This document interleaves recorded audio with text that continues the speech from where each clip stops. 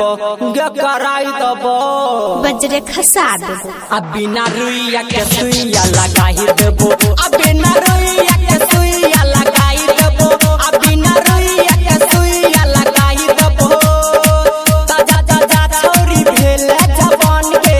कर दे हमरा कानी न मान के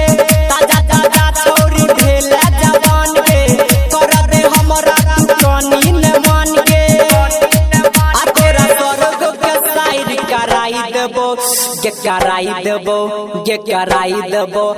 कराई देबो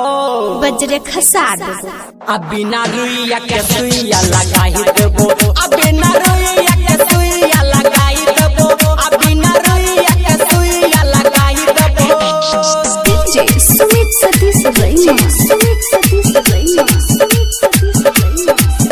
बिना रुइया के सुइया लगाई देबो सुइया लगाई देबो बिना रुइया के सुइया लगाई देबो रिकॉर्डिंग बाय RR म्यूजिक बिना रुइया के सुइया लगाई देबो सुइया लगाई देबो तोहर जवानी छौके हल बर मसिया हे गे चखत हमरा नहीं त होई जे तो बसिया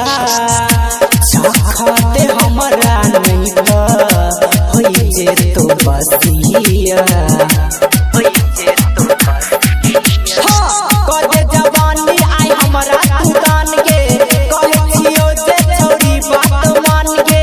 कदे जवानी आई हमरा दुकान के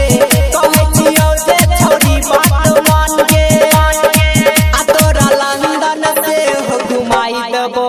ये घुमाई देबो ये घुमाई देबो ये घुमाई देबो चुप अब बिना रुइया के सुइया लगाई देबो अब बिना रुइया के सुइया लगाई देबो अब बिना रुइया के सुइया लगाई देबो डीजे सुमित सतीश रैया सुमित सतीश रैया सुमित सतीश रैया बिना रुइया के सुइया लगाई देबो सुइया लगाई देबो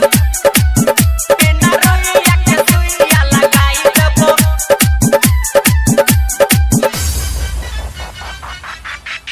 बिना रुइया के सुइया लगाई देबो सुइया लगाई देबो होटबा में लाली तोहर फूलल छोगा लगे फूलल छोगा लगे हे गे देखै में लागै छी तू टप माल लगे देखै में लागै छी तू टप माल लगे राइटर राजा कहै छौ जितेंद्र कथि छुपैले छल लहंगा के अंदर डीजे सरोज कहै छौ जितेंद्र कथि छुपैले छल लहंगा के अंदर आ तोरा नंबर के हाथ में धराई देबो ये धराई देबो ये धराई देबो